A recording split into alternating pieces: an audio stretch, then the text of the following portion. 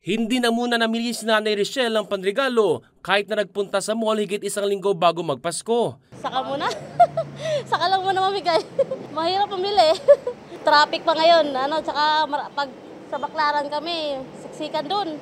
Ang call center agent naman na si Glenda, minabuting mag-check out na lang ng panregalo online. Kasi pag bibili ka sa store, makikipagsiksikan ka pa. Ganun lang din naman. Para magtitake ka pa ng more time, tapos uuwi ka pa, pagod ka pa. So, yan daw ang paraan nila para makaiwas sa katakot-takot na traffic na ayon sa MMDA ay bibigat pa ng hanggang 20% partikular sa EDSA. Isa rin ito sa dahilan kung bakit hindi nila sinuspindi pa ang number coding scheme sa kabilayan ng 2-day transport strike ng grupong Piston. Ito po yung weekend na talagang dadagsa yung ating mga kababayan sa mga malls.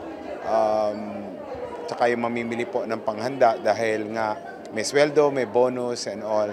Sa pinakuling monitoring ng MMDA, umaabot na sa higit 409,000 ang bilang ng mga sakyang dumaraan sa EDSA. At ngayong Disyembre, mas bumibigat pa ang trapiko tuwing rush hour sa gabi. May observation po kami na yung average speed ay bumabagal, particularly sa gabi, yung between 5 to 9 p.m. At medyo may volume pa po tayo ng mga sasakyan between 10 hanggang mga 11 o'clock ng gabi. So, dahil po sa holiday rush. Tiniyak naman ng MMDA na full deployment na ang lahat ng kanilang tauhan para sa pagmamando ng daloy ng trapiko. Mahigit 2,000 personnel po ang naka-assign sa ating mga lansangan. Meron po tayong no leave, no absent policy sa ngayon.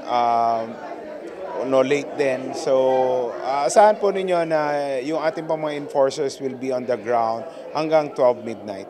Umapila rin ang MMDA sa mga motorista na pagplanuhan ang mga lakad habang papalapit ang Pasko. Sa 22, 23, yan naman po yung uwian ng ating mga kababayan sa kanilang mga probinsya.